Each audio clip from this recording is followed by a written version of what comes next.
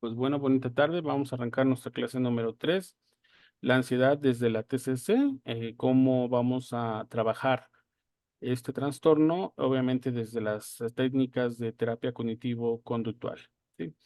Voy a dar un brevísimo repaso con lo que platicamos la sesión anterior para que vayamos precisando muchos de estos temas. Y bueno, ahí me confirmas, Normita, si ves la diapositiva con un fondo entre morado y azul. Sí, sí se ve bien. Ok, muchísimas Sí, gracias, Norma. profesor. Sí. Bueno, la sesión pasada hablamos lo que correspondería a este proceso que se da simultáneamente, ¿no? Hablamos que hay una situación, hay una respuesta, pero hablábamos de que durante ese proceso va a haber una evaluación primaria y una evaluación secundaria, ¿no?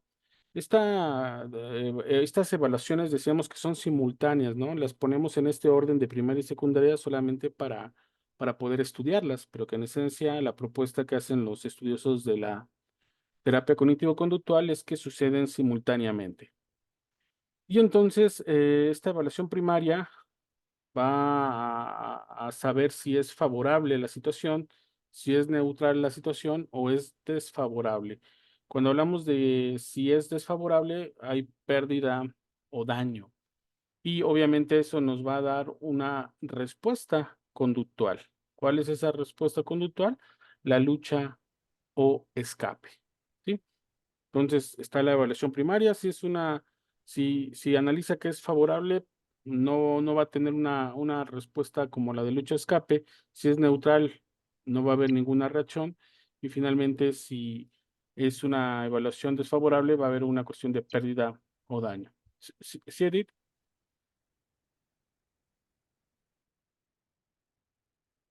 Pensé que querías comentar algo. No, ya, perdón, ya recuperé el audio, es que no tenía audio. Ok, qué bueno, gracias. Gracias. Bueno, entonces tenemos una evaluación secundaria que responde a una pregunta: ¿qué puedo hacer? Y eso tiene que ver con la autoeficacia, que tiene que ver con nuestras herramientas que tenemos para afrontar las situaciones, ¿no? Entonces, cuando estas herramientas se ponen en funcionamiento, aunque la situación sea desfavorable, vamos a tratar de que sea lo menos desfavorable posible, tanto conductual como emocional como biológicamente, ¿no? Para tratar de aminorar el impacto de esta situación, ¿sí? En este caso, son todo este bagaje, todas estas herramientas que nos van a servir. Esto sería un esquema de lo que se espera de una persona que no padece ansiedad, ¿vale?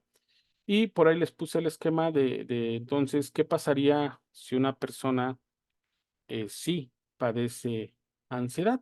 Bueno, este mismo proceso, estos mismos procesos, donde hay una evaluación primaria, en donde la evaluación primaria va a determinar que es desfavorable, de pérdida o daño, va a sobredimensionar la amenaza, ¿sí?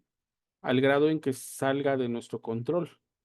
Ejemplo, yo les mostraba la cuestión de, a lo mejor, vemos a un perrito y ese perrito, no tiene cadena, o aunque tenga cadena, lo vemos como que nos va a poder atacar, y entonces yo me paralizo y mejor me doy la vuelta hasta la otra calle, ¿sí? ¿Qué quiere decir? Nuestra evaluación primaria dice que sí, hay un daño, hay una amenaza, es una amenaza enorme, no puedo lidiar con esa amenaza, y entonces mi respuesta conductual va a ser de escape. Emocional, pues obviamente va a ser de miedo.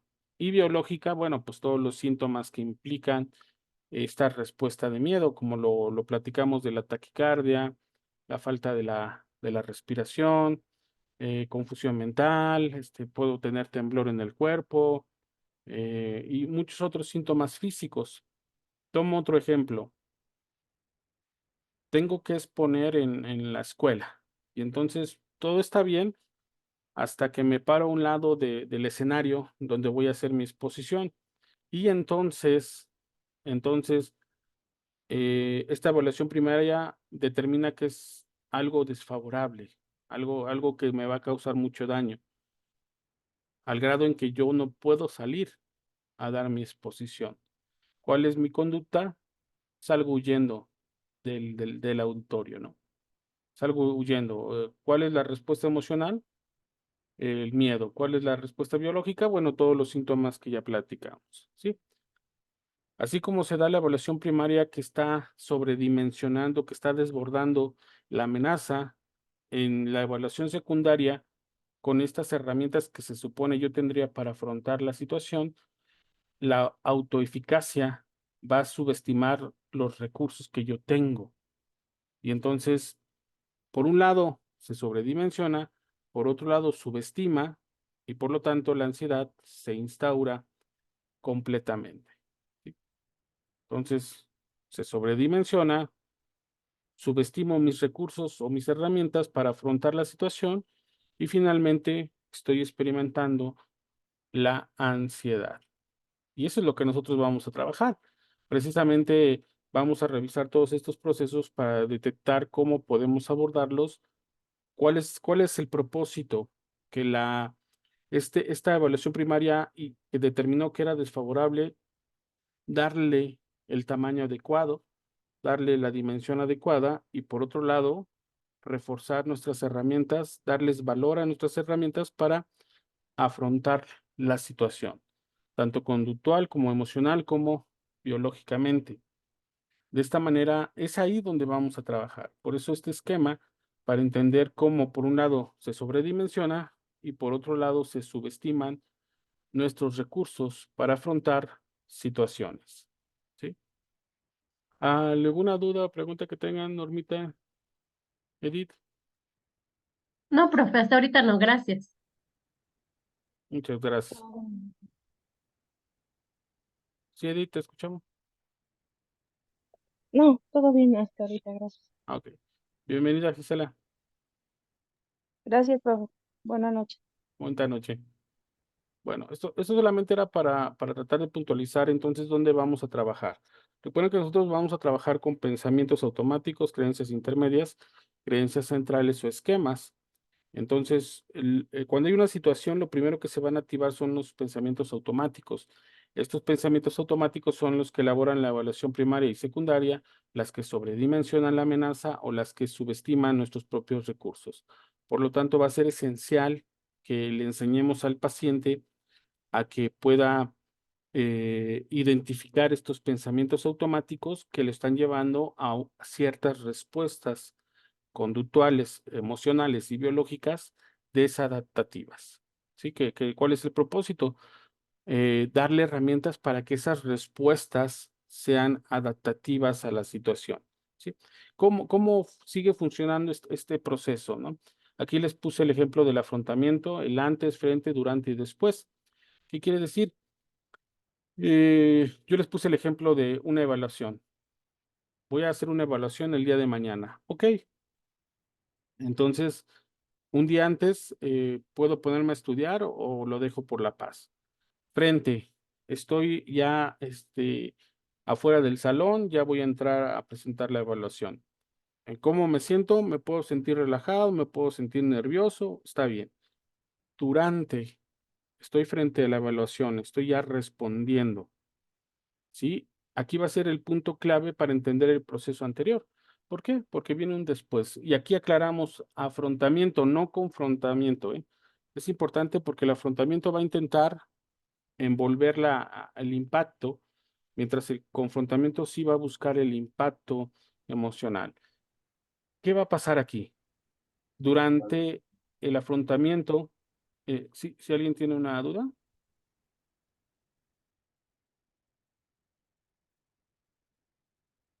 no, ok. Durante el afrontamiento es donde se van a presentar las conductas de seguridad y evitación. Aunque, ojo, ya platicamos que estas conductas sutiles de evitación realmente es la evitación. Entonces evitamos salir, evitamos convivir, evitamos hacer muchas cosas porque no podemos lidiar con la ansiedad que nos produce dicha situación, ¿sí? Hay unas que son muy comprensibles, ¿no? como por ejemplo hablar frente a un auditorio. No todas las personas se animan a hablar frente a un auditorio y hasta cierto punto puede ser natural que hablar frente a un auditorio de 100 personas, 200 personas, nos cause esa ansiedad. Vamos a hablar de una cantidad razonable que nos puede provocar una situación así, pero al momento en que esta ansiedad se desborda, ya vimos que sobredimensiona y subestima nuestros propios recursos y lo que hacemos es salir huyendo, ¿sí? Porque consideramos que es tan fuerte la amenaza que lo más seguro es irme de ahí, escaparme de ahí, evito, ¿sí? Ahora, ¿cuáles son las consecuencias? Bueno, si era una conferencia o una presentación importante, pues me va a afectar, ¿sí? Digamos que solamente iba de charlas, iba nada más a platicar un ratito, pues a lo mejor no hay una repercusión, pero en este caso, si era presentación de mi examen profesional, bueno, ya tendríamos un problema, ¿no? ¿Por qué? Porque entonces ya me afectó el no poder afrontar una situación de una manera adaptativa, ¿vale? Bueno, y todo esto ya lo habíamos platicado, habíamos visto los síntomas fisiológicos, los síntomas cognitivos, que creo que esa parte sí también hay que remarcarla, porque hablábamos de ese miedo a perder el control, ese miedo que era sentir que voy a enloquecer o que voy a morir. Es una de las expresiones que más utilizan una persona con un trastorno de ansiedad, específicamente un trastorno de ansiedad generalizado, ¿sí? Que esa sensación de que algo malo va a pasar o me voy a morir o voy a enloquecer. Hablaríamos de síntomas cognitivos.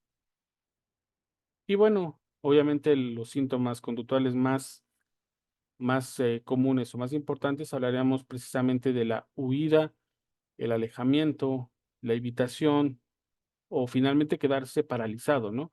Vamos a pensar que estoy frente al auditorio y no alcanzo a huir y me empujan al escenario y yo me quedo congelado, me quedo sin hacer nada, me quedo mirando a la gente, me quedo totalmente paralizado. No puedo pronunciar, no puedo hablar y obviamente pues va a ser una gran carga en ese momento, ¿vale? Bueno, y hablamos de los síntomas afectivos que van de la mano con todos los demás anteriores síntomas. Todo esto porque cuando ustedes están en interacción con un paciente, nosotros les vamos a preguntar los síntomas. Oye, ¿cómo te sientes? ¿Qué experimentas? ¿Cómo lo experimentas? ¿En qué intensidad lo experimentas? Esto para poder ir haciendo un diagnóstico preciso sobre si estos síntomas corresponden a un trastorno de ansiedad o a lo mejor a una depresión, a una cuestión maníaco-depresiva, ¿sí? Vamos a, van a ser nuestras guías, nuestros medidores. Lo menciono ahorita, pero lo voy a mencionar más adelante. Nosotros vamos a utilizar escalas bastante subjetivas, ¿sí? Yo utilizo mucho la expresión de 0 es nada, 10 es mucho. Por ejemplo, ¿qué tanta ansiedad sientes cuando estás frente a un auditorio? Donde 0 es nada y 10 es mucho. Hay personas que sin pensarlo dicen 10. Hay personas que lo meditan y dicen un 8, un 5, un 4, no, pues un 2. ¿Sí? Es una escala subjetiva que solamente va a poder respondernos nuestro paciente, pero que nos va a permitir darnos una idea de realmente a lo que nos estamos enfrentando. ¿Vale? Bueno, entonces, ¿qué vamos a continuar? ¿Qué vamos a seguir viendo? Permítame compartirles otra pantalla.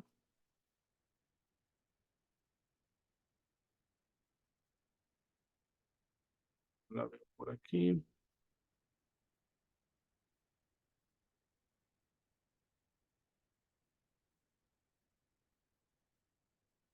Ok, ya logramos diferenciar entre lo que es el miedo, la ansiedad, ya vimos la preocupación, ya vimos las formas en que afecta cognitiva, emocional, afectivamente la ansiedad, ya vimos cómo es el proceso entre el estímulo, bueno, la situación y la respuesta, ¿sí? Bueno, ¿qué es lo que vamos a hacer? Vamos a empezar a aplicar un método, ¿cómo vamos a aplicar este método? Pero antes me gustaría iniciar con esta cita que dice: las circunstancias no hacen al humano, solo lo revelan. Epicteto. Recuerden que siempre los he invitado mucho a que lean o vean filosofía estoica, que nos va a permitir tener todo este bagaje. La terapia cognitivo-conductual se sustenta en gran medida en la terapia, digo, en la filosofía de Epicteto, que nos da muchas como reglas o bases de vida, ¿sí? Bueno, ahí los invito a que vean un poquito más de Epicteto. Entonces, seguimos con el eje de la ansiedad, pero ¿qué es lo que vamos a ver? Ya mencionamos los síntomas, ya tenemos claro cuáles son los síntomas físicos, los afectivos, los cognitivos, ¿no? Ahora, ¿cómo vamos a determinar que la persona realmente está padeciendo ansiedad? Recuerden que nos apoyamos en el DSM, pero que a veces, como nosotros no propiamente no medicamos, puede ser un poco, puede haber un conflicto el hecho de tomar el DSM como base para determinar que una persona tiene un trastorno de ansiedad, ¿no? ¿Cuáles son los tres elementos que tenemos que tomar en cuenta para determinar si una persona está padeciendo ansiedad? Lo primero, frecuencia, ¿sí? Ejemplo, ¿cuántos ataques de ansiedad tengo a la semana, al mes? Te dice, tengo un ataque de ansiedad a la semana. Ok. Tengo 4 ataques de ansiedad a la semana. Ok. Entonces vemos que la frecuencia va a ser un factor importante para determinar si realmente la persona está padeciendo una ansiedad. Intensidad. Volvemos al ejemplo que les puse hace un rato de cómo podemos medir algo que no es medible propiamente dicho. En este caso hablamos de estas escalas subjetivas y entonces yo le comento al paciente: cuando vas al trabajo y te subes al transporte público, ¿qué tanta ansiedad tienes? De 0 es nada y 10 es mucho. La persona me dice 8, 9. Ok. Cuando te subes al metro, eh, del donde 0 es nada y 10 es mucho, ¿qué intensidad tienes? Dice 10. Ah, ok. Le provoca más ansiedad subirse al metro que a un microbús, que a un pecero, ¿no? Por ejemplo, o caminar. Caminar, ¿qué ansiedad te provoca? Donde 0 es nada, 10 es mucho. 4, 3, ok. ¿Sí? Entonces, frecuencia, intensidad. Y aquí viene algo muy importante que tenemos que tomar en cuenta al hacer este diagnóstico o tener claridad sobre si nuestro paciente está padeciendo ansiedad. Magnitud. ¿Por qué es muy importante? Porque ahí vamos a ver las afectaciones concretas de la persona que está teniendo al padecer la ansiedad. Ejemplo,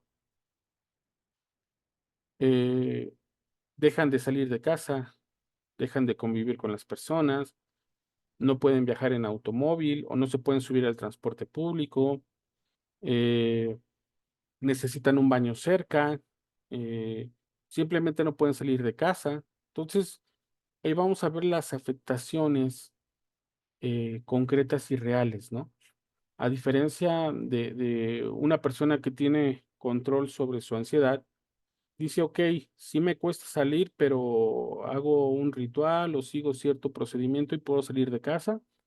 Tengo que ir a trabajar, me cuesta, pero sí lo hago diario, diario voy a trabajar, pero siento esa ansiedad, ok.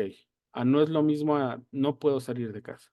Definitivamente no puedo salir de casa, entonces está repercutiendo en mi economía, está repercutiendo en mi relación de pareja, está repercutiendo en mi estudio. ¿Por qué? Porque no voy a clases, porque no llego a las clases. Entonces, este factor va a ser muy importante. ¿Cómo nos está afectando en nuestra vida cotidiana? ¿Sí? Esto va a ser muy importante. frecuencia, cada cuándo tengo un ataque de ansiedad, cada cuánto me siento así, intensidad, escalas subjetivas, donde 0 es nada, 10 es mucho, o pueden utilizar una escala del 0 al 100 para tener mayor precisión, ¿no? Y finalmente, pues la magnitud, cuánto está afectando mi vida al grado en que ya terminé con la pareja, ya no voy al trabajo, no quiero salir de casa o no salgo de casa, y entonces ya me está afectando en mi vida cotidiana, ¿sí? Y bueno, ¿cómo vamos a apoyarnos? Aparte de la charla, de esta entrevista que tenemos, o ya propiamente de la sesión, teniendo en cuenta todo lo que nos hace referencia el paciente, yo les proporcioné 2 elementos de estos 3, el Basic ID, inventarios de personalidad del DSM-5, que si ustedes se descargan el DSM-5, ahí viene este inventario, y el inventario de ansiedad de Aaron Beck. Bueno, aquí le llaman inventario de Beck. Sí, con estos vamos a poder, uno es muy sencillo, el inventario de ansiedad de Beck es muy sencillo, solamente vamos a hacer la suma de los puntajes para conocer el nivel de ansiedad que tiene. Y el Basic ID es un poquito más complejo. Ahorita lo vamos a ver a grandes rasgos, pero ahí sí vamos a tener que emplear una mayor cantidad de tiempo para la interpretación, para el análisis de cada respuesta, a diferencia del inventario de ansiedad de Beck. ¿Sí? ¿Alguna duda o pregunta hasta aquí? No, profesor. Gracias. Gracias, Normita. ¿Qué tal? Buenas noches. Saludos, Alfredo. Este, sí, una duda es la de, bueno, yo considero que también está muy relacionada la situación de generar estos ataques de ansiedad o estas situaciones de tensión con los detonantes. A lo que me refiero es que tal vez la persona, sus detonantes son más, por ejemplo, el metro o ir a distancias muy alejadas como de su casa, este, pero mientras él digamos que como a su alrededor, así, es funcional. Entonces ahí hay que tanto o de qué forma igual podremos ir trabajando esa parte con él.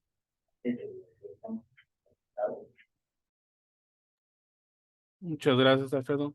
Sí, en terapia cognitivo-conductual los vamos a conocer mejores como disparadores, ¿sí? Que son estas situaciones específicas que ya logramos identificar, ¿no? Ejemplo, eh, tengo que ir a ver a los suegros hasta el otro lado de la ciudad. Y entonces me subo al transporte público y empieza mi ansiedad, ¿no? Luego cambio de transporte público y no me da tanta ansiedad. Pero conforme me voy acercando a la casa de los suegros, me empieza a generar mayor ansiedad. ¿Cuál podría ser aquí el disparador? Los suegros. Muy probablemente los suegros, ¿no? Sí, Monse, ¿te escuchamos? No, sí, de hecho iba a decir que los fregos. Gracias. El disparador pueden ser los suegros, ¿no? Más allá del transporte, de la cantidad de gente, el sentir que no podemos respirar, sentirnos abrumados por el espacio físico que tenemos, el detonador pueden ser el ir a visitar los suegros. ¿Por qué? Que a lo mejor voy a ir con mis amigos también y me voy en transporte público y la ansiedad se mantiene a un nivel relajado. Ah, ok, no se dispara. Por eso hablamos de disparadores, porque aumentan eh, gradualmente intensamente la ansiedad, ¿no? Entonces, es importante, como gracias, Alfredo, por mencionarlo, es importante mencionar que sí hay disparadores y que si el paciente los puede ir identificando, va a tener mayor control sobre su ansiedad, ¿no? Hay personas que en sí mismo el disparador es el transporte público, en sí mismo. O sea, subirse a un transporte público ya empieza con la ansiedad, se dispara la ansiedad. No importa el lugar a donde vaya, simplemente subirse al transporte público, ¿no? Entonces, sí, hay que tener en cuenta estos disparadores, hay situaciones, hay peleas, hay personas que van a detonar, que van a disparar nuestra ansiedad. Si nosotros los tenemos identificados, va a ser muchísimo más sencillo para el paciente aprender a controlar el desborde de su ansiedad, ¿no? Como lo planteábamos con los suegros.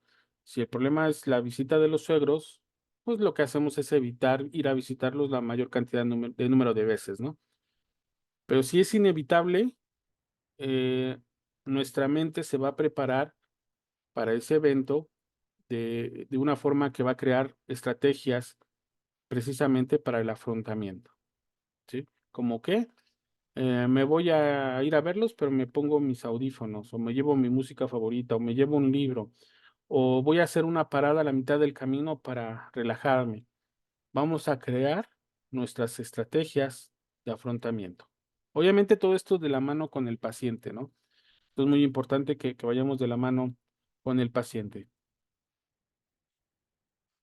Gisela, nos comentas, ¿podría ser que la ansiedad esté generada más que por la persona, sino por las situaciones que imaginamos que va a suceder? Sí, sí, Gisela. Eh, Hay que recordar que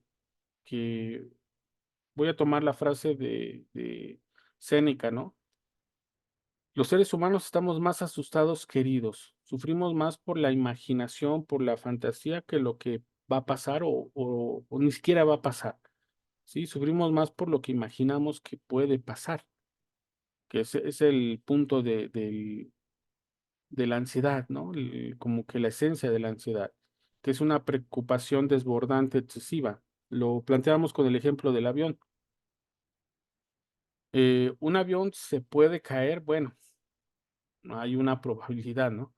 Si está en el aire, puede haber una probabilidad, 1 o 2% de un 100%, ¿sí? Y la gente va a regular su ansiedad con respecto a eso. Si te subes a un coche, ¿es probable que puedas chocar? Sí, sí puede haber la probabilidad de que puedas chocar. Y es ahí donde, recuerden la evaluación primaria y secundaria. En la evaluación primaria nos dice que esa amenaza, ese 1%, ese 0.0% que puede haber, lo va a desbordar, lo va a sobredimensionar. Y es ahí donde se convierte la situación insoportable, terrible. Entonces no me subo al avión, oye, pero incluso es más seguro viajar en avión que en carro, no, se va a caer, ¿no? Y entonces yo no me subo al avión porque tengo un ataque de ansiedad, porque pienso que se va a caer.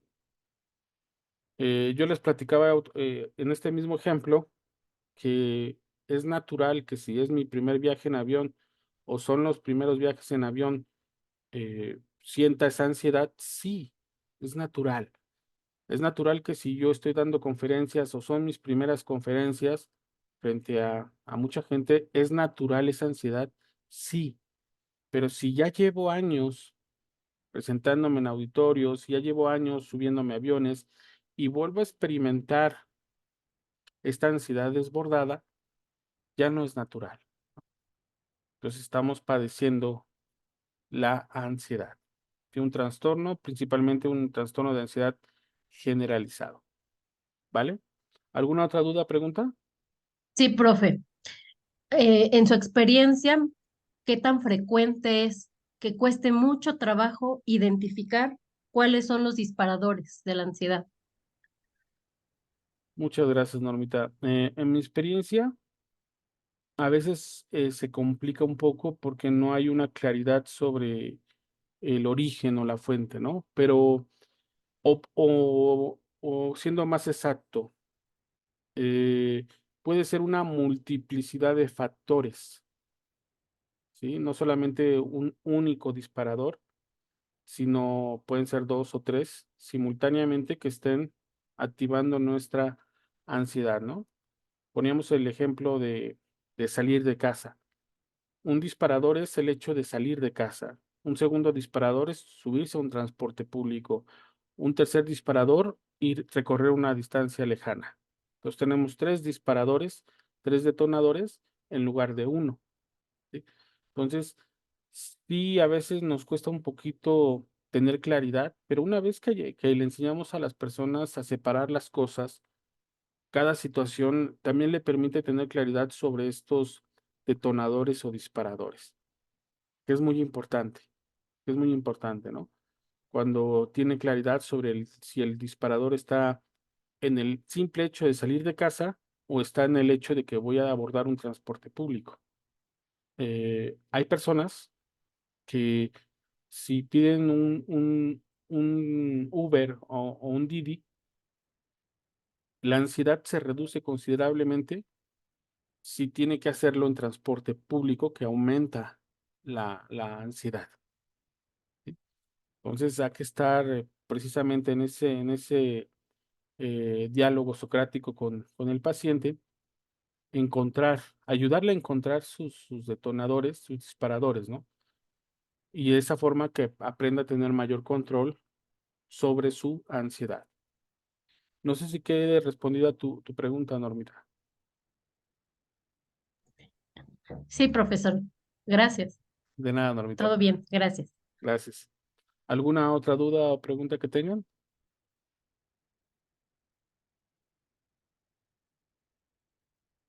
¿No? Ok. Entonces yo les envié dos formatos. El primero es un poquito más rebuscado porque hay preguntas abiertas y ese lo vamos a analizar a partir de la flecha hacia abajo que vimos en el primer curso de terapia cognitivo-conductual. Y tenemos el inventario de Aaron Beck o de Beck, ¿sí? Que es un cuestionario muy concreto, 21 preguntas y un rango entre 0 y 63 puntos, ¿no? Y bueno, ¿cómo lo vamos a interpretar? Bueno, del 0 al 21, el puntaje, ¿no? Una vez que ya respondió todos los circulitos, ya que llenó, ahí vamos a poder determinar si tiene una ansiedad baja, moderada o una ansiedad severa, ¿no? Cada ítem se va a puntuar del 0 al 3 y entendiendo que 1 se refiere a que es levemente, no molesta mucho. 2, es moderado la molestia, pero era soportable. Y finalmente 3, que es severamente, casi no podía soportarlo, ¿no? Entonces yo les pedí que lo imprimieran, si pueden aplicárselo ustedes mismos o empezar a aplicarlo a algunas personas. Y de esta manera ustedes van a poder tener oportunidad de hacer un inventario muy rápido y preciso, ¿sí? Si la persona tiene más de 36 puntos, hablamos de que tiene una ansiedad severa. Incluso podemos hablar de un trastorno de ansiedad generalizado, donde ya la ansiedad domina gran parte de sus actividades cotidianas de la persona, ¿sí? O sea, la ansiedad nos puede afectar en ciertos sectores de nuestra vida, ¿no? Por ejemplo, viajar en transporte público, el convivir con personas, en estar en ciertas situaciones. Pero un trastorno de ansiedad generalizado implicaría que afecta todos los aspectos de nuestra vida, ¿sí? Donde la ansiedad se ha instaurado en cada sector, en cada rutina que tengamos, y entonces ahí hablamos de una ansiedad bastante alta o disparada. Pero es importante siempre darle confianza al paciente de que va a poder llegar a volver a tener un control sobre su ansiedad. Recuerden, tenemos que plantearle que la ansiedad no es mortal, que la ansiedad no lo va a volver loco, que la ansiedad no le va a provocar la muerte, ¿sí? Y es desde ese mismo hecho, el paciente va a empezar a tratar de nuevamente de dimensionar, darle el valor que le corresponde a la ansiedad, ¿vale? Espero que no tengan alguna duda sobre este inventario. El otro lo vamos a ver, yo creo, en la clase final, que es un poquito más complejo, pero ahí tenemos que revisar ítem por ítem las respuestas abiertas y ahí lo tenemos que ir interpretando con base a los pensamientos automáticos, creencias intermedias y creencias centrales. ¿Alguna duda que tengan con respecto a esto?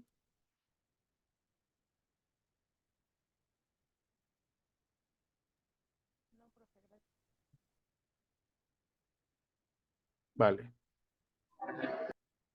No, sí, sí, profesor. ¿Qué pasó, Normita? Este cuestionario se le da al paciente para que él lo conteste o nosotros se lo vamos leyendo. Lo ideal es que se lo dejemos. Yo les había comentado que yo tengo, por ejemplo, ocupo mucho este tipo de tablas. Cuando llega el paciente, obviamente ya después de la primera sesión donde ya empezamos a deducir que hay una ansiedad, en la siguiente sesión, o una de dos, mientras llegó un poco más temprano, se lo podemos dar para que lo responda afuera del consultorio o una vez que entra, pues lo sentamos y les tendemos esta hoja para que lo llene el propio paciente, ¿sí? Que sea de su mano donde vaya resolviendo y obviamente nosotros ya haríamos la evaluación del puntaje y le explicaríamos, ¿sabes qué? Tienes una ansiedad severa o desbordada, vamos a trabajar, ya no lo comprueba este inventario y vamos a trabajar sobre estrategias o herramientas para manejar tu ansiedad. Ok, ok, gracias. Y el otro, bueno, el que no hemos visto todavía, el basic, este, ese está muy largo, ¿no? También se le da al paciente. Sí, este se los recomiendo que se lo den para que se lo lleve a casa, Ah, ok, para, para que no influya en la hora de la sesión o en los 50 minutos de sesión. Se le da y se le pide que se lo lleve. Si es en línea, se ocupa el mismo procedimiento, se le envía que lo imprima, que lo llene a mano, que nos regrese escaneado el test o el inventario, pero sí que sea fuera de la sesión, para que no se consuma el tiempo y muy importante que lo pueda contestar con toda la calma del mundo. ok, ok, gracias. Vale, Normita. ¿Sí? ¿Para qué hacemos esto? Bueno, para que tendríamos más fuentes. Simón, se te escuchamos. Perdón, profe, yo también tengo una duda. Con respecto a el cuestionario, por ejemplo, si a nosotros nos comentaba que si salía una puntuación arriba de 36, ya se consideraba.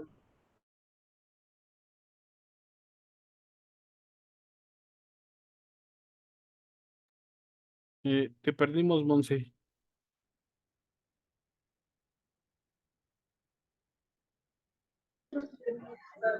Bueno. Ahí te escuchamos. Ok. Sí, mi pregunta era que, bueno, nos comentaba que a partir de, o bueno, más de 36 puntos, ya se considera una ansiedad generalizada. En esta situación ya solicitaríamos el apoyo o la red de apoyo eh, bueno, con el psiquiatra para proporcionar medicamento o solamente con las estrategias que nosotros vayamos colocando durante las sesiones. Muchas gracias, Monse. Yo agotaría hasta la última instancia el apoyo del psiquiatra. Yo agotaría hasta la última instancia, en mi caso muy personal. Digamos que todavía un TAC, un trastorno de ansiedad generalizado, con las primeras sesiones puede ayudar a reducir considerablemente la incomodidad que provoca la ansiedad. A menos, recuerden que tenemos los elementos de frecuencia y magnitud, que a menos de que realmente veamos que después de un mes, 2 meses, realmente no vemos ningún avance, sí apoyarnos con un psiquiatra, pero eso también tenemos que planteárselo al paciente, informarle sobre obviamente el uso de estas sustancias, cuál va a ser la afectación o los efectos secundarios, y que obviamente las personas, una vez que empiezan a sentir menos incomodidad, empiezan a dejar o de asistir a terapia. ¿Sí? Empiezan a dejar de ir a terapia porque se sienten bien, pero recuerden que el medicamento va bajando su efecto y de pronto tienen que consumir más, tienen que cambiar de medicamento para que vuelva a surtir efecto. Entonces yo sí lo platico con el paciente, a menos de que se sienta desbordado, se sienta sobre todo en la magnitud. ¿A qué voy? Cuando una persona ya dejó de trabajar y ya le está afectando en su economía, ¿sabes qué? Sí, ve al psiquiatra para que te recete un ansiolítico y te ayude a retomar lo más rápido tu vida, ¿no? En ese aspecto. Y obviamente no dejes la terapia, ¿no? Pero en otros casos sería emplear inmediatamente herramientas en la terapia para tratar de aminorar lo más pronto posible los efectos, ¿no? Entonces sí hay que tener cuidado con respecto a esto, ya que, como lo mencionan en otros cursos, puedes haber efectos secundarios severos en muchos casos, no digo en algunos, en muchos casos, ¿no? A menos de que sea desbordado o que haya otro tipo de síntomas, donde pueda haber inclusive delirios, o puede haber alucinaciones, o puede haber rasgos de psicosis. Entonces, sí abordamos al paciente a que nos apoyemos con el psiquiatra, ¿no? No sé si quede respondida tu pregunta, Monse. Sí, totalmente, gracias. Vale. Sí, ustedes evalúenlo. Ustedes evalúen si realmente en el elemento de la magnitud no ha llegado a afectar en demasía su vida, al grado en que ya terminó con la pareja, ya no va al trabajo, está encerrado en su cuarto. Bueno, ahí sí nos apoyamos en el psiquiatra, pero si es funcional, nos apoyamos bajo ese esquema para que su avance sea meramente terapéutico y no por medicamento, ¿vale? Bueno, ¿cómo vamos a trabajar la ansiedad? ¿Sí? Y bueno, aquí también les platico, eh, va a haber pacientes que puedan recurrir a la automedicación o que quien les recetó el ansiolítico haya sido un médico general y no un psiquiatra. En estos casos tenemos que plantearle al paciente, obviamente, los posibles riesgos porque qué hay detrás de cada medicamento, ¿sí? Que lo ideal es que sea un psiquiatra quien lo recete y que obviamente también se le comenta al psiquiatra que está en un proceso psicoterapéutico, porque van a ser diferentes las dosis a cuando no está en un proceso psicoterapéutico a cuando sí está en un proceso psicoterapéutico. En ese caso, los psiquiatras empiezan a confiar y a creer en nuestro trabajo y entonces no le van a recetar la misma cantidad que si no está bajo un tratamiento psicoterapéutico, ¿vale? Recuerden que la terapia cognitivo-conductual tiene que ver con enseñarle al paciente a conocerse y la primera gran herramienta que nosotros vamos a tener es la psicoeducación, ¿sí? Si no hay psicoeducación, no hay TCC, si no hay terapia cognitivo-conductual, ¿no? Una vez que tenemos la primera sesión, la segunda sesión, nosotros debemos de comentarle al paciente sobre su desorden psíquico, ya sea ansiedad, ya sea depresión, ya sea cualquier otro, ¿no? ¿Qué técnicas podemos utilizar que pueda aplicar en su vida diaria? ¿Sí? Ejemplo, esto es muy recomendable, una rutina y ejercicio. Eh, ok, Marta me comenta, me ha tocado personas que consumen productos de herbolaria y ellos sienten que sí les ayudan. Eh, todo es válido siempre y cuando haya responsabilidad de consumo. ¿Sí? A qué voy? Lo ideal es que sea una persona que estudió neurología, que conoce los neurotransmisores que afectan la ansiedad, ¿no? En el caso de la herbolaria, recordemos que todos estos medicamentos, mejor dicho, no se conocen como medicamentos, solamente como complementos. Y bueno, se ocupa mucho o hay una cintilla, una advertencia que dicen que el único responsable del consumo de ese producto es el que lo consume, que no puede responsabilizar a alguien más. Eh, Pueden ayudar, claro, como ahorita yo les platicaba, una rutina y ejercicio. Y ustedes dirán, ¿cómo ayuda una rutina y el ejercicio? Bueno, si hablamos de una ansiedad generalizada, la ansiedad puede ser paralizante, consume energía. Entonces, al momento en que al paciente lo invitamos a que tenga un horario, una rutina y que pueda sacarle el mayor jugo a cada minuto de su vida, le va a permitir focalizarse, que es una gran técnica en terapia cognitivo-conductual, ¿sí? Y el ejercicio le va a permitir liberar parte de esa ansiedad. Igual pueden ser estos productos, puede ser también la lectura, pueden ser la pintura, o sea, puede haber muchas técnicas, ¿no? Siempre y cuando haya responsabilidad tanto del paciente y de quien le recomienda un determinado producto, ¿vale?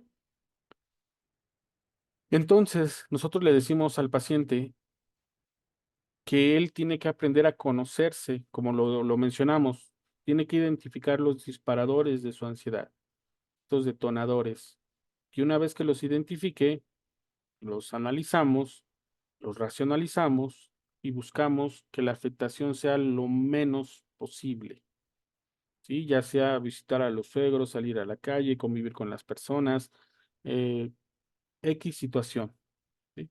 Pero tiene que aprender a conocerse y ese es el primer gran paso para su sanación. Digo sanación, no quiero sonar pretencioso, pero la ansiedad no es que se vaya a ir porque forma parte de nuestra naturaleza psíquica. En determinado momento lo que vamos a generar es un control sobre la ansiedad. Sí, un control que permita una funcionalidad de vida. No quiere decir que va a desaparecer y que nunca más vamos a sentir ansiedad, ¿vale? Entonces, el paciente se tiene que convertir en su propio terapeuta. Tiene que aprender a conocerse, tiene que identificar su ansiedad, cómo funciona su ansiedad, porque él va a generar las estrategias para su manejo. ¿Cómo va a suceder eso?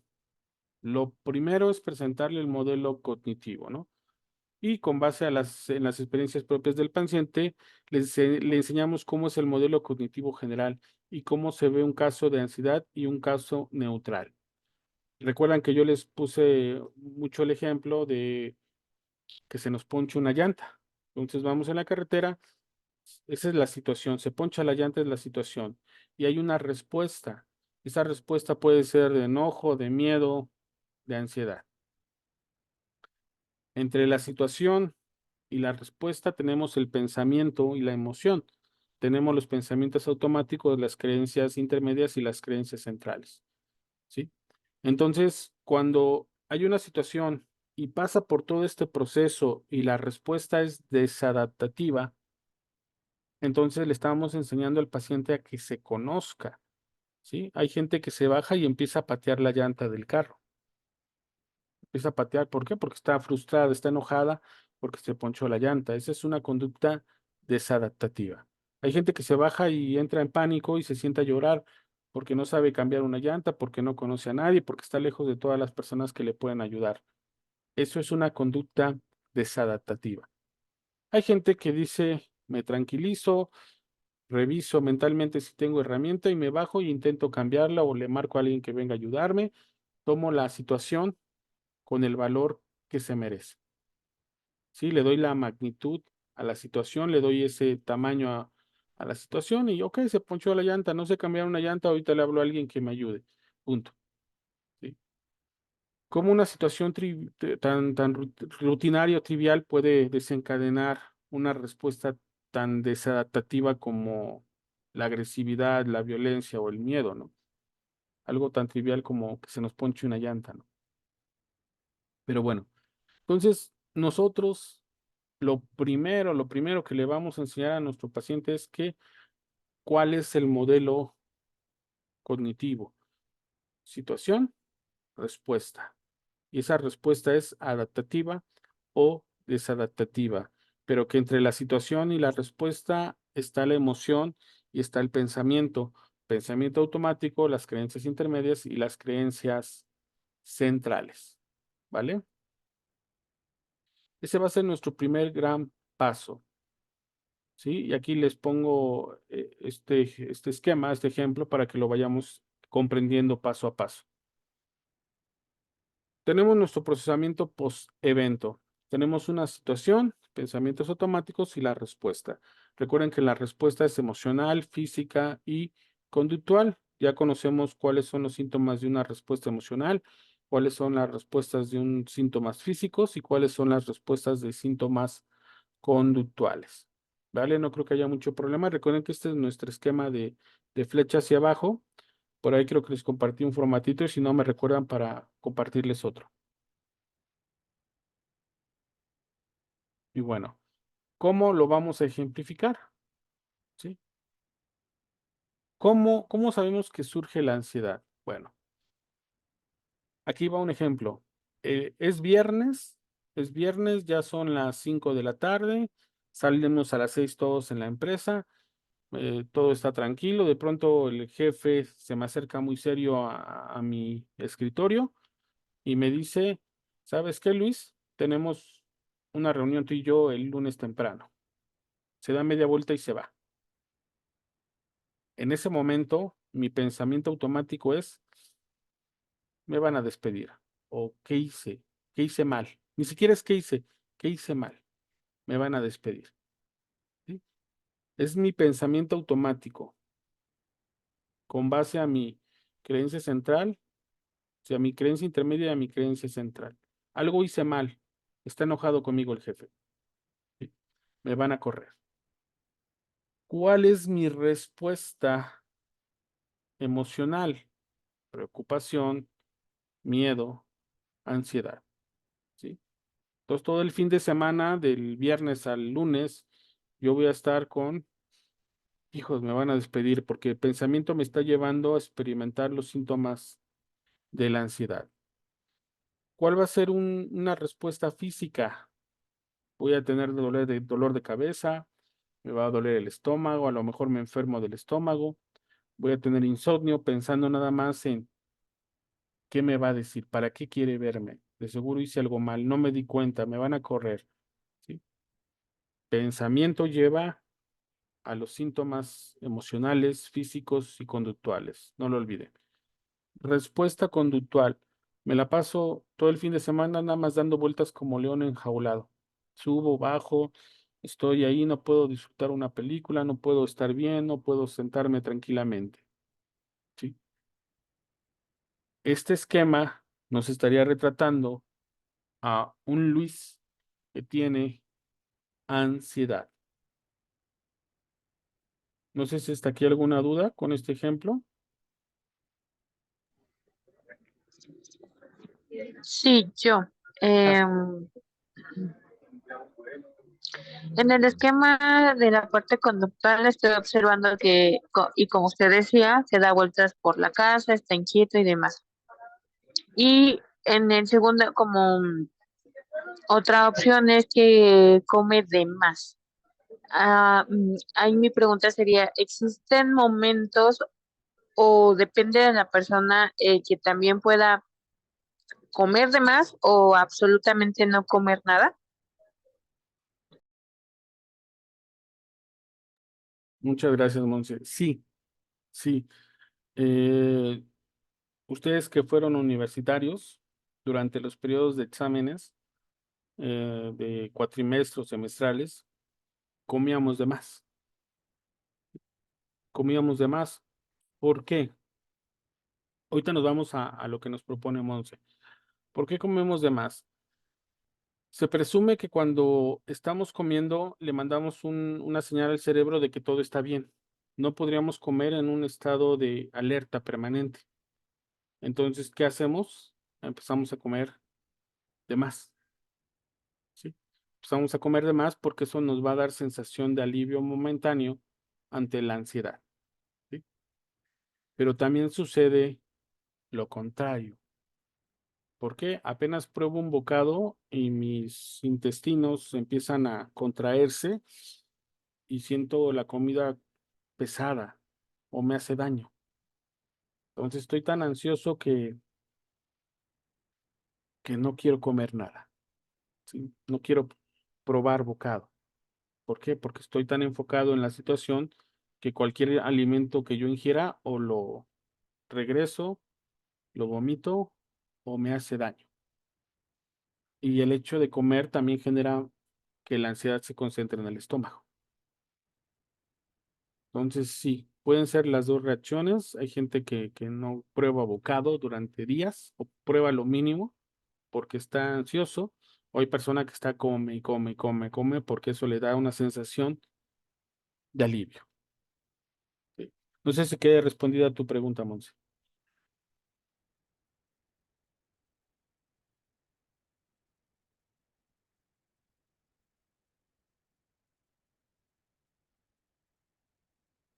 Bueno, creo que sí queda respondida. Y bueno, espero que ustedes también lo tomen en cuenta. Sí, Monse, te escuchamos.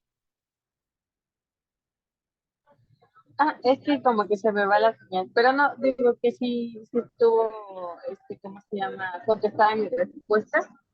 Y bueno, yo nada.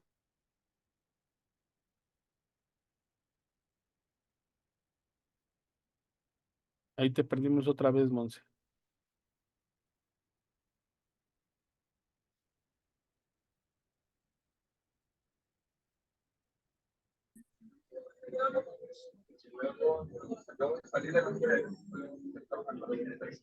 Ahí te escuchamos, Monse. Sí, ok. Sí. Por ejemplo, esto también pasaría o se brindaría cierto grado de ansiedad, por ejemplo, en los procesos de duelo. Mm, quizás, y bueno, no quizás, voy a separar un poquito lo que sería la ansiedad de el dolor de este proceso de un duelo, ¿no? Pero sí hay repercusiones muy similares. Por ejemplo, cuando fallece un ser muy cercano, muy querido, vamos a pensar en la mamá, el papá, la hermana, el hermano.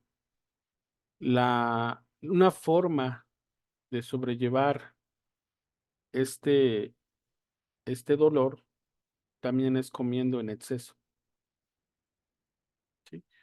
Porque como les platicaba, cuando estamos comiendo le mandamos la señal al cerebro de que todo está bien, de que todo está tranquilo. Entonces, hay personas que se fallece su mamá y empiezan a comer de más, empiezan a subir muchísimo de peso, obviamente porque hay una relación eh, inconsciente de la comida con la mamá, por ejemplo, ¿no?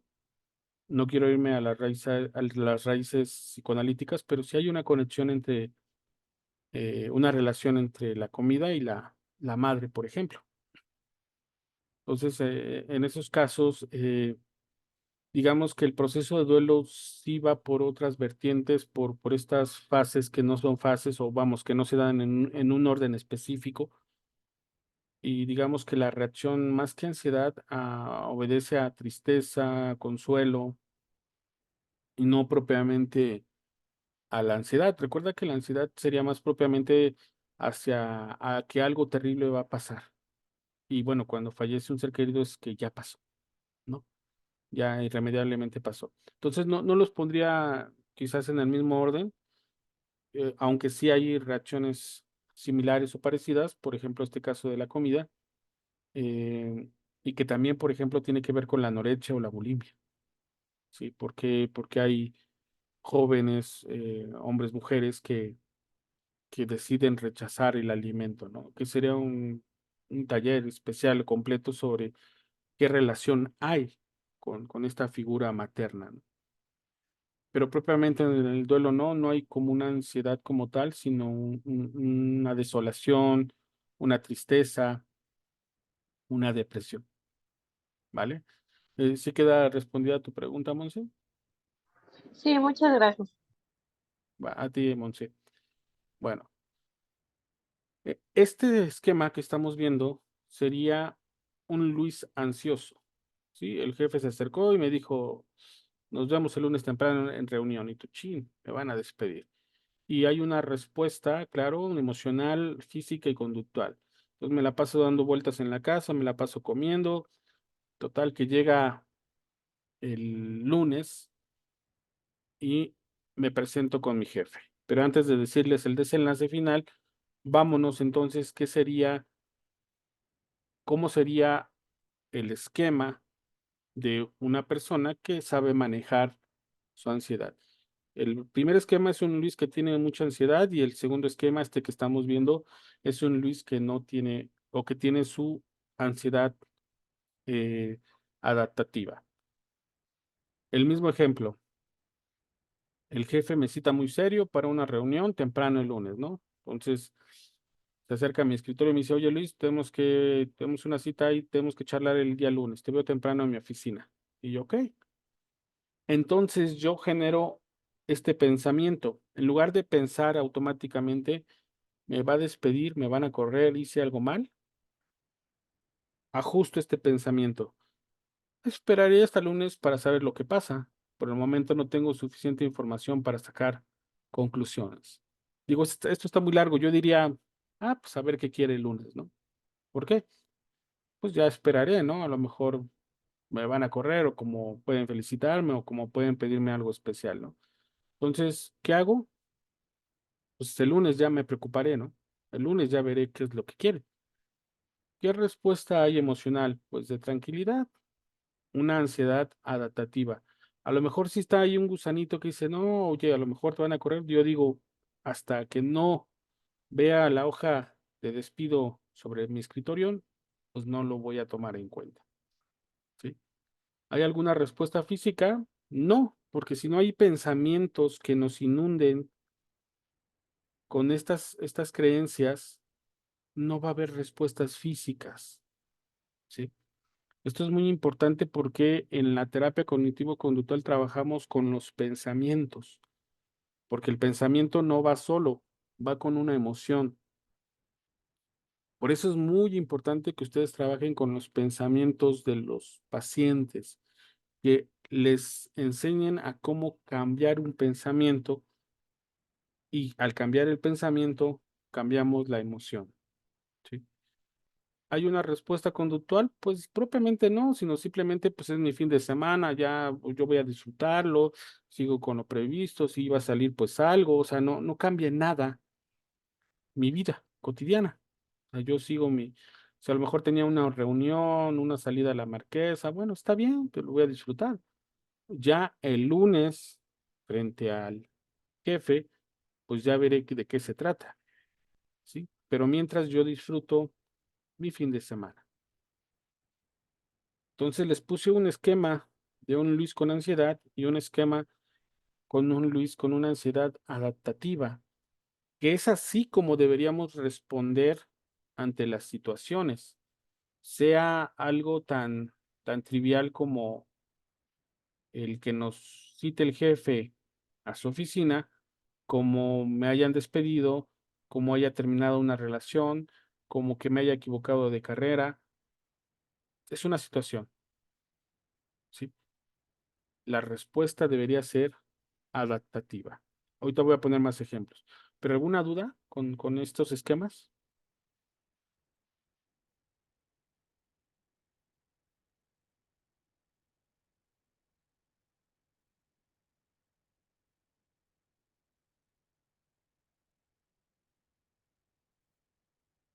¿No? Ok. Bueno, entonces es lo que nosotros le vamos a explicar a nuestro paciente.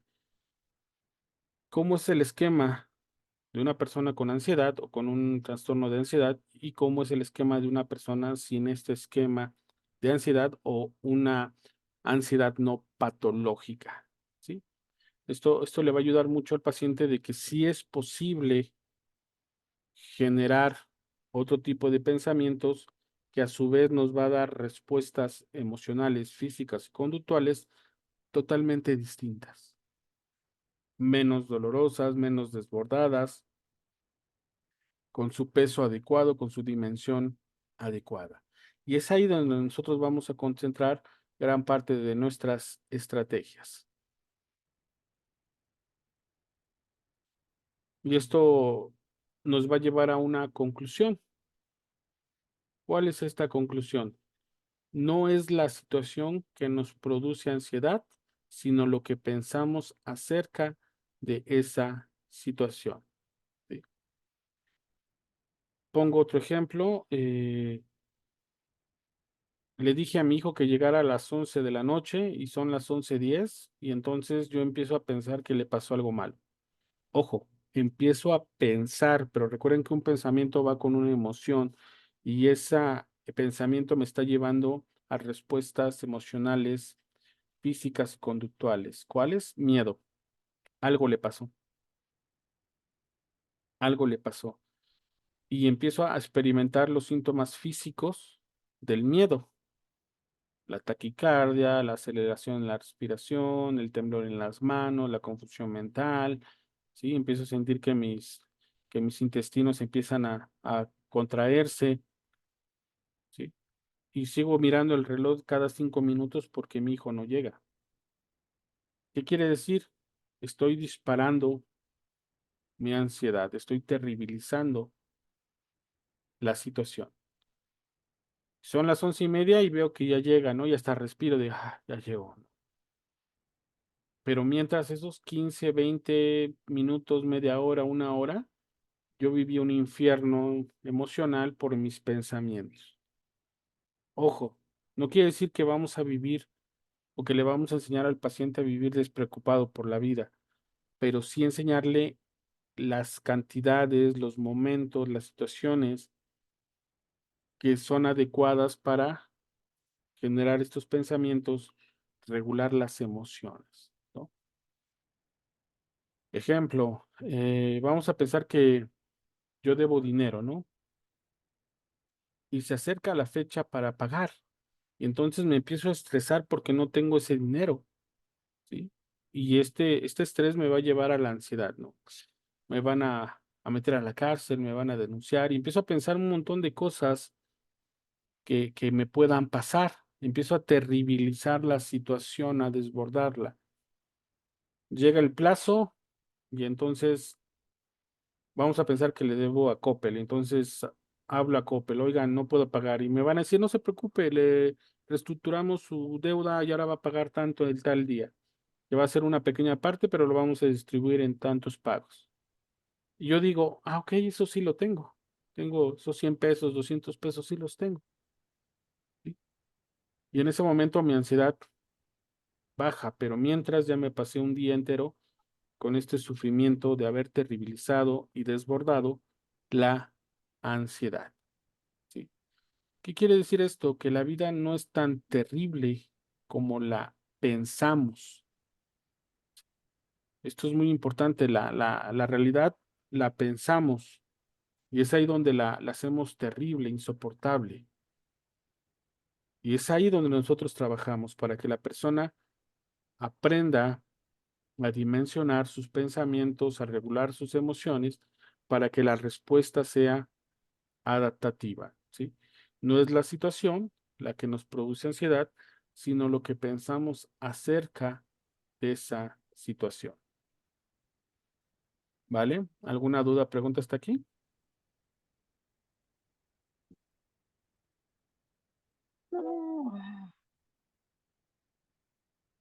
Sí, Gisela, ¿te escuchamos?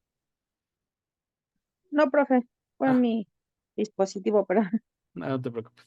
gracias. Bueno, ¿cómo vamos a seguir con este proceso de apoyo o ayuda a nuestro paciente? Tenemos que, después de esta parte psicoeducativa, tenemos que generar una alianza terapéutica y esta va a ser muy importante porque vamos a hacer ese bastión para nuestro paciente, que a su vez va a aprender a conocerse, va a aprender a entender su ansiedad. ¿Qué requisitos, qué normas, qué lineamientos debemos de seguir en esta alianza terapéutica, ¿no? Para nuestro paciente. Debo ser un buen ser humano y un buen profesionista con mi paciente. Esto es muy importante, que seamos congruentes como personas, como profesionistas, ¿no? Yo sé que a lo mejor nos vamos a meter un poquito a cuestiones éticas, morales y dónde corresponde nuestra vida, dónde no, pero sí que nuestro paciente nos vea congruentes con lo que somos como personas y cómo somos como profesionistas, ¿no? Entonces, eso es muy bueno, le va a generar mucha confianza. Segundo punto, debo tratarlo como quisiera yo ser tratado. Esto también, obviamente todos los puntos son importantes, pero el hecho de que yo sea cordial, sea amable, sea afable, como me gustaría que me trataran a mí si estuviera con un psicoterapeuta, que de hecho tienen que estar con un psicoterapeuta para que se acerquen a la dinámica, va a ser muy importante que ustedes lo traten como quisieran ser tratados. Y aquí viene otro punto también muy relevante. Debo aceptar que es un paciente. ¿Qué quiere decir esto? Que esa persona que está frente a mí tiene una situación que es muy complicada para él o para ella, que no puede resolver por sí solo, que es difícil.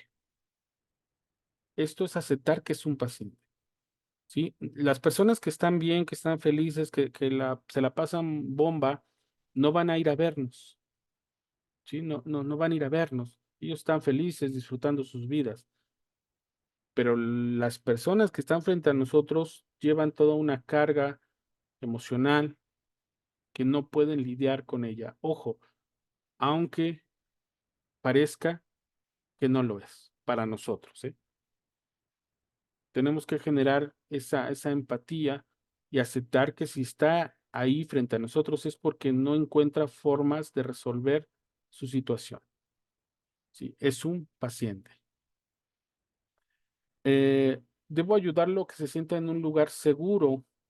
Esto también es muy importante, darle esa sensación de que está en un lugar seguro, que no va a sentirse juzgado, que no se le va a recriminar, que no se le va a regañar, ¿sí? Sino que se sienta libre de hablar, de expresarse, que tenga esa seguridad que lo que se hable ahí, nadie más lo va a saber, ¿sí?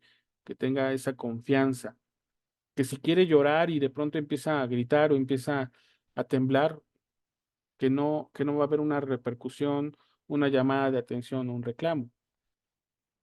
En mi experiencia, hay casos complicados y de pronto lo más común es que llore, pero hay otros pacientes que empiezan a elevar la voz. Por ejemplo, están recordando una pelea que tuvieron con la pareja. Y es que ese hijo de quién sabe qué hay, y empiezan a manotear y empiezan a alzar la voz, porque están reviviendo esa experiencia emocional, ¿no? O de pronto estallan en llanto, pero un llanto irrefrenable y empiezan y nosotros le decimos, está bien, llora, quieres gritar, grita, no hay problema, aquí estamos. Le damos los minutos que sean necesarios para que pueda generar su catarsis y continuamos con el proceso, ¿no? Como recomendación, yo a veces ocupo mucho la respiración guiada. Entonces, cuando vemos que se desborda, dejamos que ocurra el desborde, inmediatamente empezamos con ejercicios de respiración para traerlos nuevamente y continuamos con la sesión, ¿sí? Ya sea respiración o contracción muscular, o a veces empleamos el oso polar, ¿no? No pienses en osos polares. Y el paciente, mientras intenta entender el ejercicio, se desconecta de su objeto ansiógeno y lo recuperamos para seguir con la sesión. Pero es importante que se sienta seguro, libre de expresarse. Sí, Monse, ¿te escuchamos? Ay, sí, perdón, profe. Es que desde la clase pasada me llamó mucho la atención la parte esta de los ojos polares. Eh, ¿Cómo es la actividad o cómo es que no la alcanzo como a llegar a dimensionar bien?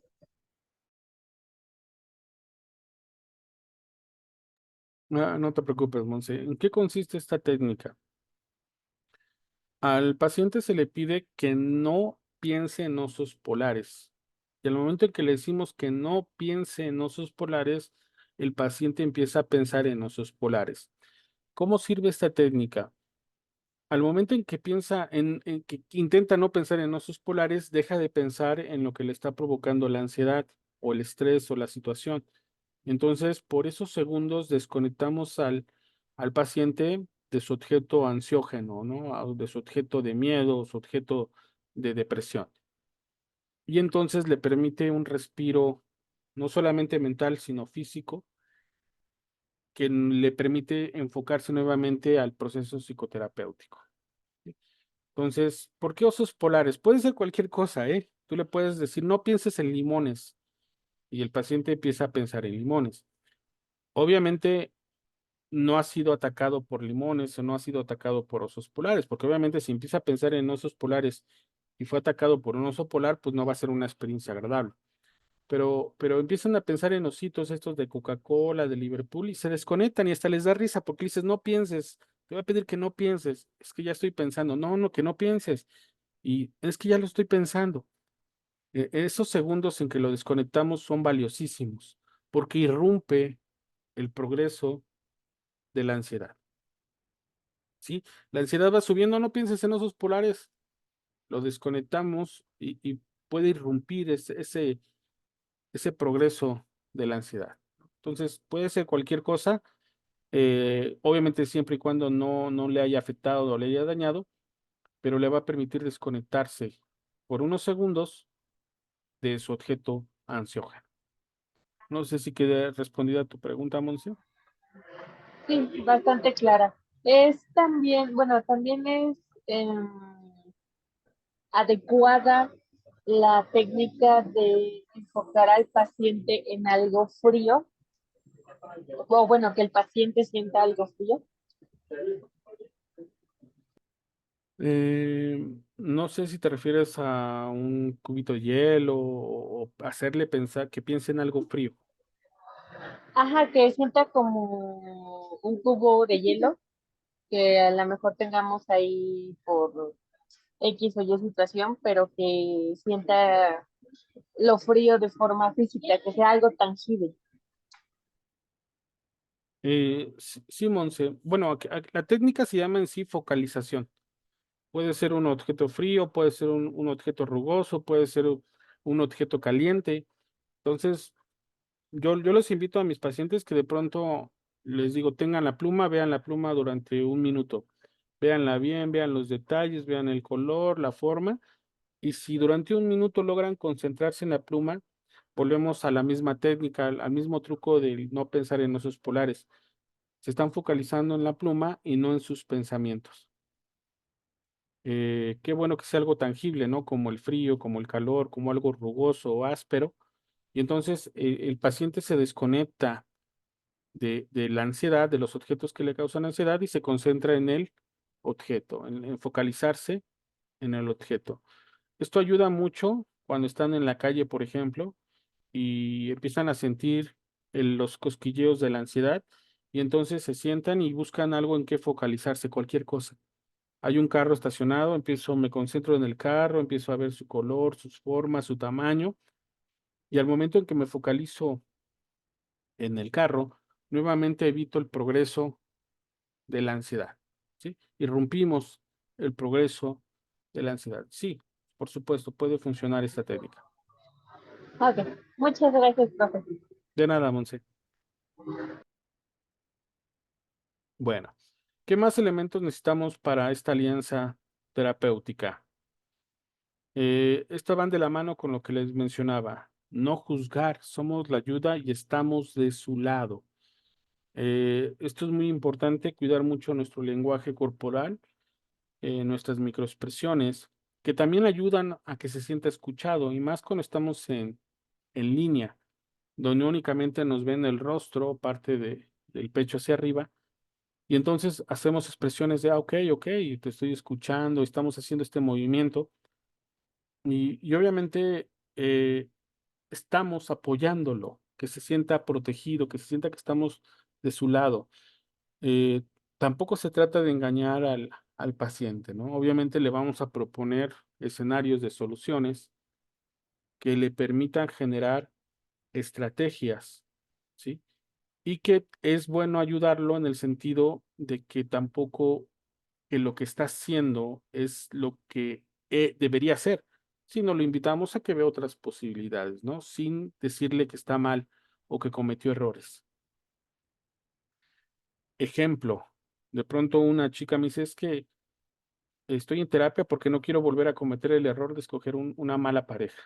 Yo le digo, no, no cometiste un error, solamente hay cosas que funcionan y cosas que no. Y me pregunta, ¿cómo? Cuando iniciamos una relación, hay probabilidad de que funcione, claro, pero también hay probabilidad de que no funcione.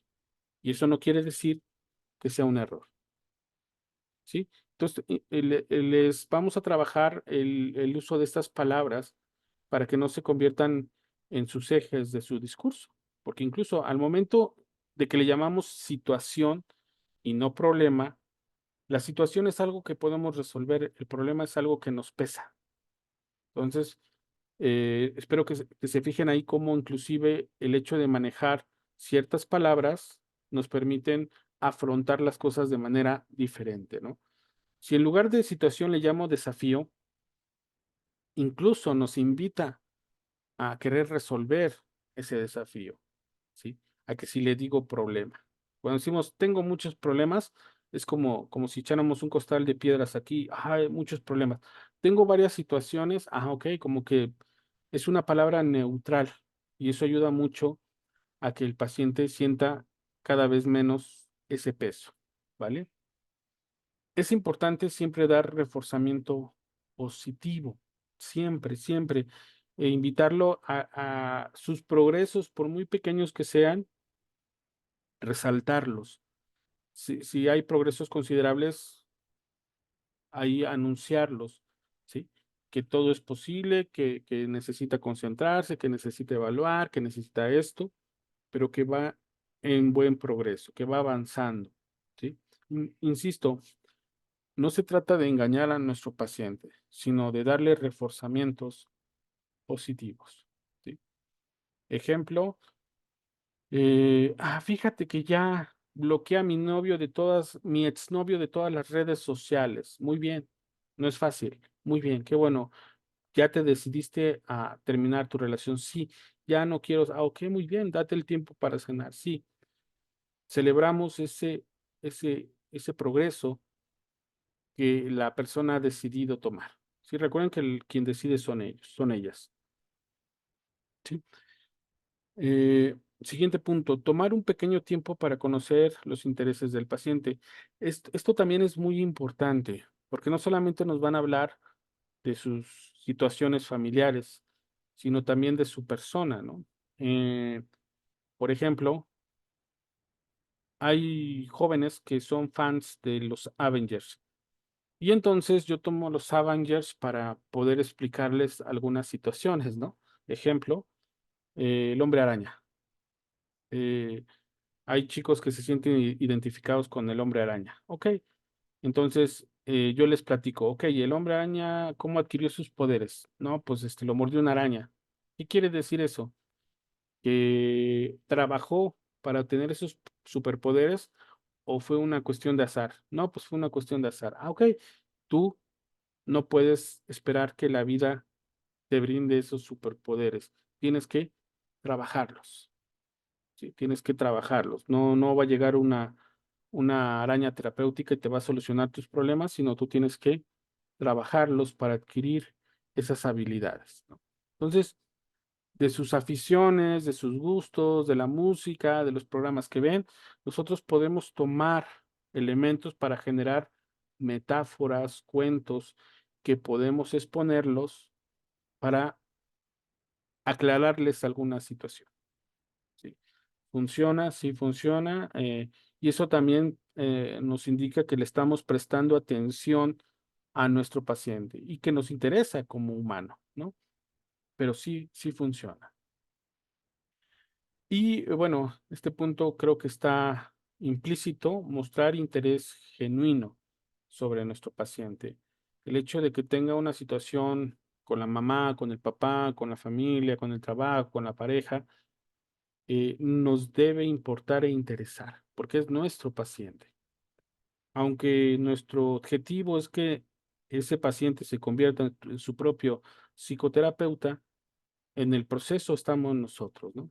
Entonces, cada detalle que nos pueda mencionar, que a veces inicia con trivialidades del trabajo. Ah, ¿cómo está bien trabajando? Ay, ¿qué dice el trabajo? No, pues trabajo en tal lado. Ah, ok.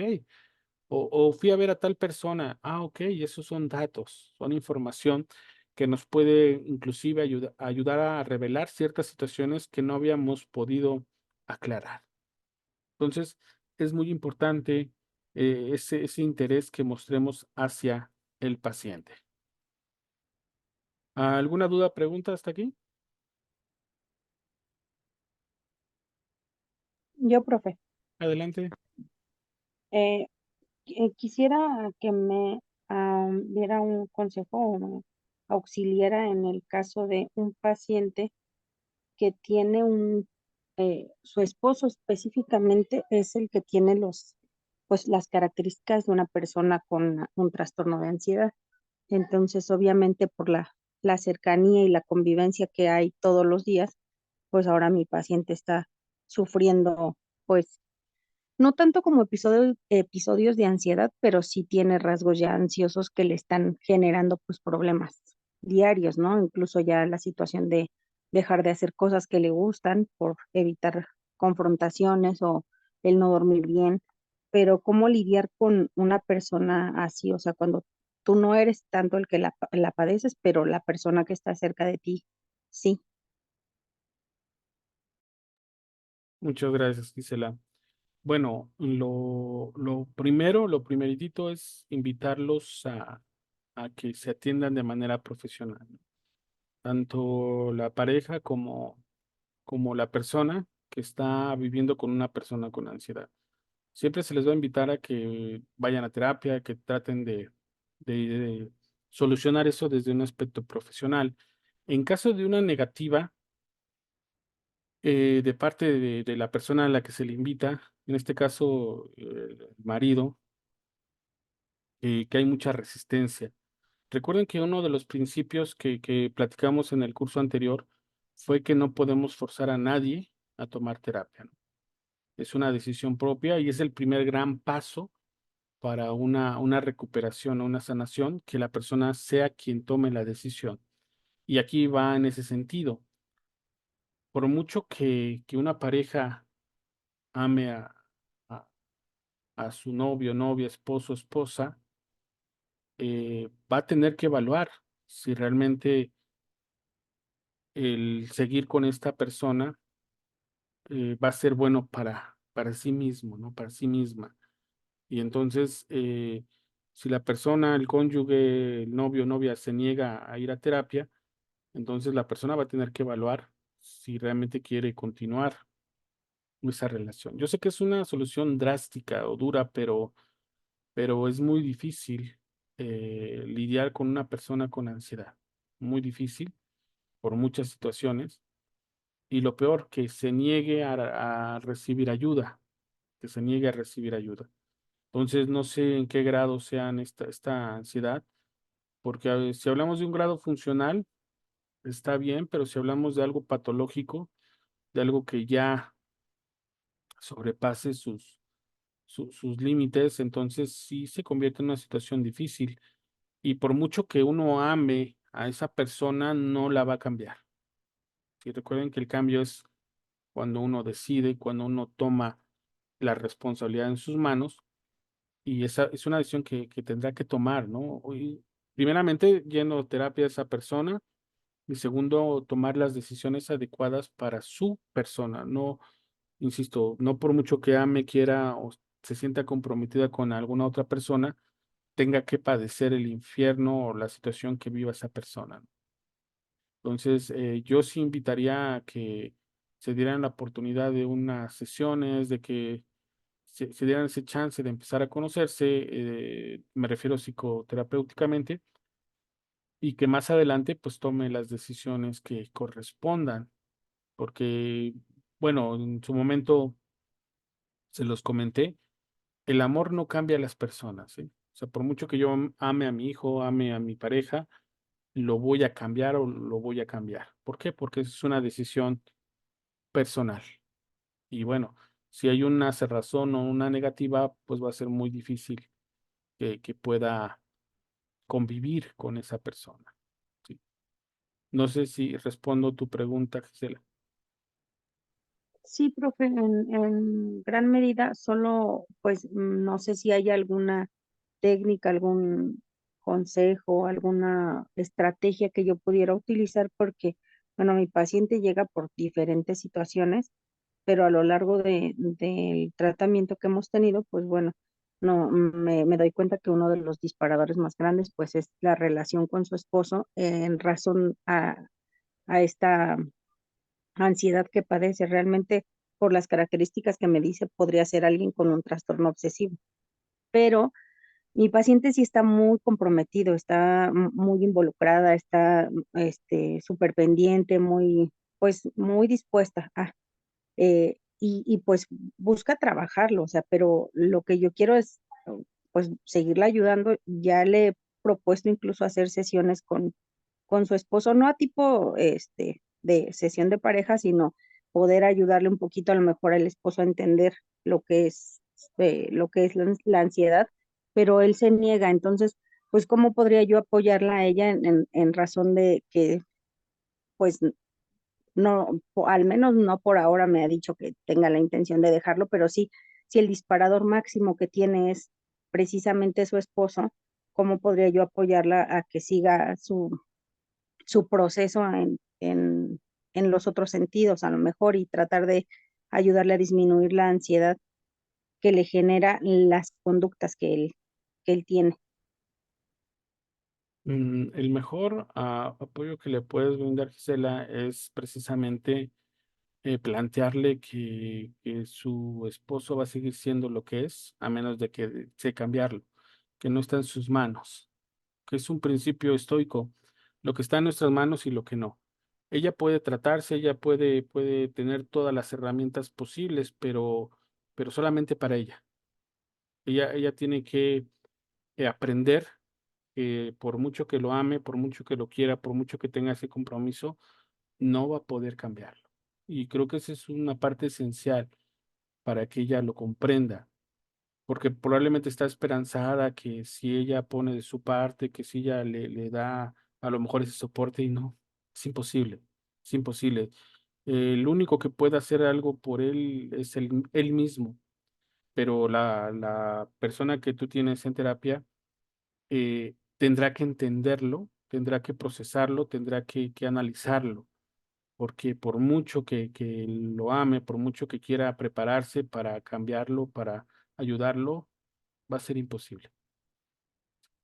Entonces yo espero que tú le plantees esa posibilidad de que realmente, pues lo único que puede hacer es acompañarlo, porque y más si hablamos de un rasgo obsesivo es muy complicado, ¿no?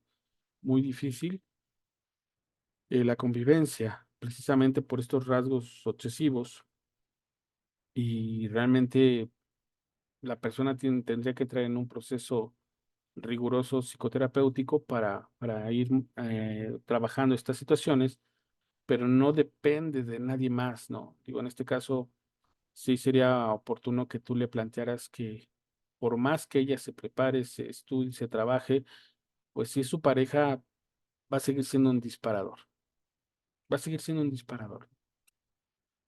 Por mucho que lo entienda, por mucho que sea empática, va a seguir siendo su disparador. Por eso está ahorita la propuesta que te hago de o toma una decisión o lo acepta como tal o decide emprender un camino diferente. Ok, profe, muchas gracias. Sí, ya me quedó un poquito más claro. De nada, Gisela. ¿Alguna otra duda o pregunta?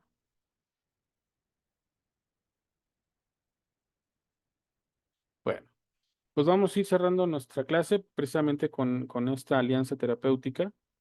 Eh, Aquí viene un punto que también es una estrategia que también suelo ocupar mucho, que es en ciertas ocasiones tomarte como ejemplo en situaciones parecidas a las de tu paciente. Ojo, en algunas ocasiones, no siempre ni todo el tiempo, ¿sí? ¿De qué sirve esta estrategia? Permite que el paciente nos vea humanos, permite que nos vea también como humanos que también tenemos ansiedad, que también tenemos miedo, ¿no? En algunos casos de duelo que trabajo, por ejemplo, cuando hablan de situaciones de cáncer, hablan situaciones de fallecimiento de la mamá, del papá, pues yo les platico en breve mi experiencia, ¿no? Cómo yo traté de sobrellevar la pérdida de mi mamá, cómo manejé aquella situación, que también sufrí, que también sufro todavía, pero que he logrado superarlo con trabajo, ¿no? Entonces, cuando nosotros nos ponemos como ese ejemplo, desde no tener trabajo, no tener dinero, padecer una relación de pareja no muy buena, desde que nos ponemos como ejemplo, el paciente siente, porque nos idealiza, ¿eh? El paciente puede llegar a idealizarnos, pero al momento en que le proponemos esto, nos ve humano y al vernos humano, nos dice, ah, si él pudo, entonces yo puedo también, yo puedo crear mis estrategias de afrontamiento, ¿no? Lo motiva, lo incentiva a que es posible salir de esas situaciones. Entonces es una estrategia que suele funcionar, que puede aplicarse, porque también le permite ver al paciente que somos igual de humanos que él, igual con problemas, con situaciones, con estrés, con ansiedad, con miedo, sí. Y eso le permite acercarse de lleno a su propia estrategia de afrontamiento. ¿Sí? Y bueno, para cerrar esta parte de la alianza terapéutica, necesitamos ser transparentes, muy transparentes, ¿no? Compartir nuestro plan de tratamiento, compartir la conceptualización, esto es fundamental, ¿eh? Cuando yo le planteo al paciente sobre pensamientos rumiantes, yo le explico qué es un pensamiento rumiante. Cuando yo le digo que está terribilizando la situación, yo le tengo que explicar qué es terribilizar. Cuando yo le platico de pensamientos automáticos, yo tengo que platicarle, ejemplificarle qué es un pensamiento automático. Sí, esto es importante. Siempre aclararle los términos técnicos de la teoría para que sepa de qué estamos hablando, cómo lo puede aplicar en él. Sí, esto es muy importante. No quedarnos solamente en que suponer que nos entiende, que nos comprende, sino explicarle a detalle qué significan cada uno de estos conceptos que manejamos en la terapia cognitivo-conductual. Dar siempre feedback. A diferencia de otras terapias, la terapia cognitivo-conductual es muy dinámica. Entonces, ante una situación, nosotros le proponemos escenarios posibles de cómo afrontar las situaciones, ¿no? Entonces, el feedback, esa retroalimentación continua, permanente, le va a permitir al paciente generar esta dinámica para que en su momento, cuando tenga que afrontar situaciones, aplique la misma técnica, ¿no? A ver cuál es mi posible solución o posibles estrategias de solución. Entonces es muy importante que el paciente sienta que se lleva algo de la sesión, porque recuerden que las sesiones solamente son los 50 minutos, pero el trabajo es fuera de la sesión. O sea, todo lo que se habló se tiene que sacar de esos 50 minutos para trabajarlo en la vida cotidiana. ¿Sí? Muy importante, feedback, darle realimentación. Y finalmente puede ser colaborativo. Somos, sí, un psicoterapeuta que está acompañando a alguien a conocerse, a conocer sus herramientas, a procurarle otras para que en su momento continúe su camino sin nosotros. ¿sí? No somos todopoderosos, no lo sabemos todo, no tenemos toda la verdad, no.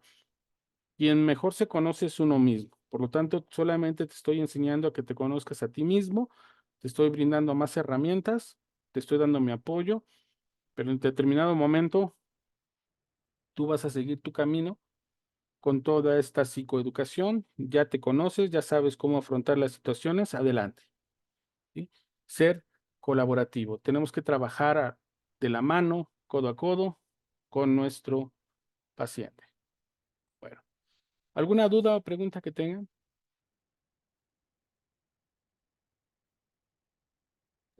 Yo sí, profe. Adelante, Monse. Por ejemplo, ¿en qué momento nos podemos dar cuenta de que estamos pasando la delgada línea o bueno, de que estamos perdiendo el objetivo con un paciente? Ok. Cuando nos dedicamos a dar consejos solamente, eso sería uno. Cuando ya nos sentimos en esa actitud de aconsejarle, no. Siempre es proponerle escenarios. Tú tienes que analizar el escenario. Tú tienes que decidir si lo tomas o lo dejas. Cuando le decimos qué hacer, no. Yo te pongo los pros y los contras y tú tienes que decidir. ¿Sí? Entonces, sí, esa línea siempre va a estar ahí, siempre va a estar ahí, tenue, pendiente a que la brinquemos en cualquier momento, pero nosotros seguimos en nuestra estructura psicoterapéutica. A ver, yo te pongo escenarios, platicamos, te doy guías, pero quien toma las decisiones eres tú, ¿no? Entonces, cuando nosotros le decimos, no, haz esto, haz aquello, hazlo así, hazlo asado, ya lo estamos interfiriendo y estamos rebasando esa delgada línea, ¿no? Entonces, tenemos que ser muy precavidos en no convertirnos en consejeros meramente, sino en enseñarle cómo funciona este proceso de crear estrategias para afrontar situaciones y generar conductas adaptativas. Por mucho tiempo, yo tengo pacientes que algunos han sido largos, hasta de más de un año, y aún así mantenemos esa distancia, ¿sí? Esa distancia desde que me hablen de usted. Yo siempre les doy la apertura que me hablen como gusten, pero me hablan de usted y yo sigo manteniéndome en mis conceptos o en mi base teórica, ¿sí? A pesar de que llevamos un año de conocernos, 2 años, sigo bajo ese esquema. Entonces se trata de no rebasar esa delgada línea que podría disolverse, ¿no?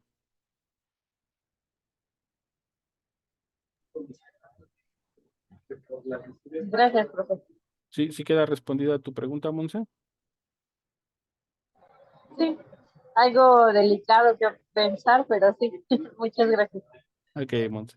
Sí, sí, yo sé que es complicado, pero sí hay que mantenernos en esa postura psicoterapéutica, ¿no? Aunque no lo crean, cada vez que inicio sesión, me repito a mí mismo, soy un profesional, soy un profesional, soy un profesional, me lo repito a mí mismo, ¿no? Tengo que mantenerme dentro de esos límites profesionales, ¿no? Y no es de que me haga amigo de mis pacientes, siempre guardamos esa distancia que nos va a permitir neutralidad y objetividad, que es lo fundamental. Cuando empieza a haber afectos, podemos interferir, puede haber distorsiones y obviamente un mal diagnóstico, un mal manejo de una situación, ¿no? Entonces, por eso siempre mantener esa distancia que nos permita la objetividad, ¿vale? ¿Alguna otra duda, pregunta?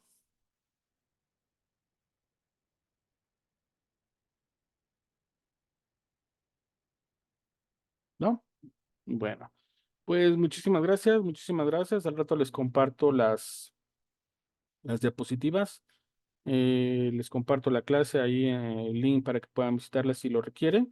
Y la próxima semana haríamos el cierre de nuestro curso, de este breve curso de la ansiedad y la TCC. Igual platicamos sobre algunas cosas que hayan quedado pendientes y con todo gusto resolvemos las dudas, ¿vale? Cuídense mucho y los veo la próxima semana. Hasta la próxima semana, profe. Gracias. Hasta luego. Gracias, profe. Hasta luego, profe. Hasta luego. Gracias, profe. Hasta luego.